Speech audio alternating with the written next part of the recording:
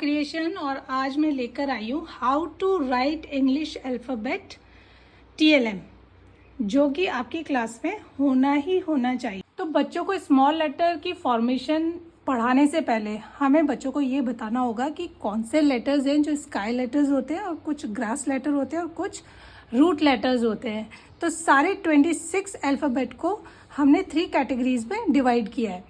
जब भी हम बच्चों को होमवर्क करवाते हैं तो बहुत सारे बच्चे जो कुछ लेटर्स को उल्टा लिखते हैं, कुछ ऊपर की जगह नीचे लिख देते हैं, टी को नीचे बना दिया, जैसे एम है।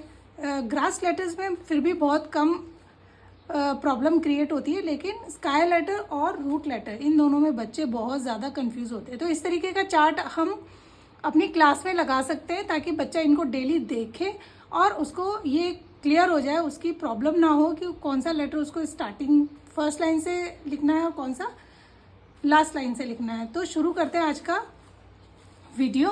तो सबसे पहले मैं बताती हूँ कि जो इंग्लिश अल्फ़ाबेट है उनको 3 कैटेगरी में हमने डिवाइड किया है। फर्स्ट है स्काई लेटर्स।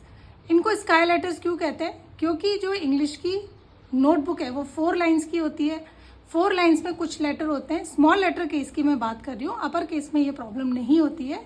लोअर केस में क्या होता है कि कुछ लेटर ऊपर से स्टार्ट होते हैं, फर्स्ट लाइन को टच करके जो होते हैं, जैसे कि B, D, F, H, K, L और T। तो इनको हम स्काई लेटर कहते हैं क्योंकि ये फर्स्ट लाइन को टच करते हैं। उसके बाद आते हैं ग्रास लेटर। ग्रास लेटर वो होते हैं जो मिडिल 2 लाइन के बीच में लिखे जाते हैं, जैसे कि A, C, E, I, M, N, O, R, S, U, V, W, X and Z। तो ये वो लेटर्स हैं जो मिडिल 2 लाइन के बीच में लिखे जाते हैं, इसलिए इन्हें हम ग्रास लेटर कहते हैं। फिर आते हैं रूट लेटर्स जो बिल्कुल नीचे की तरफ होते हैं और नीचे की बॉटम लाइन को टच करते हैं, मतलब 4th लाइन को वो टच करते हैं, जैसे कि G, J, P, Q and Y। बहुत सारे बच्चे हैं जो G और J को ऊपर लिख देते हैं, कभी P को ऊपर लिख देते हैं और इनिशियली तो फिर भी वो ठीक करते हैं, लेकिन जब हम CBC वर्ड्स वगैरह लिखने के लिए आते हैं, बाल वाटिका 3 में जब CBC वर्ड्स को इंट्रोड्यूस करते हैं तो बहुत सारे बच्चे ये गलती करते हैं। G और J सबसे ज़्यादा गलती करने वाले ये 2 ही लेटर हैं।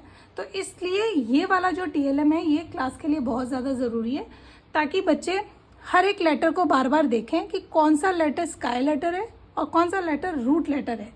ग्रास लेटर्स में इतनी प्रॉब्लम नहीं होती है, लेकिन स्काई लेटर और रूट लेटर इन दोनों को बच्चों को समझाना बहुत ज़रूरी है। तो जब भी स्मॉल लेटर इंट्रोड्यूस करें अपनी क्लास में, सबसे पहले तो ऐसा TLM बनाएं।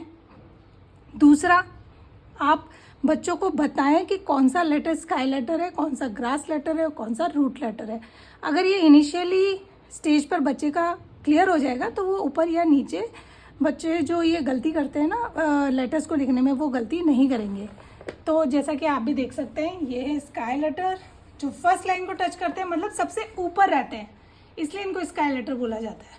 फिर आते हैं ग्रास लेटर जो बीच की मिडिल 2 लाइन में है, तो इसलिए इन्हें ग्रास लेटर बोलते हैं क्योंकि ये बीच में रहते हैं। फिर होते हैं रूट लेटर्स, क्योंकि रूट ज़मीन के अंदर होती है, इसलिए इनको सबसे नीचे रखा गया है। तो ये है मेरा TLM जो कि है स्मॉल लेटर्स को लेकर।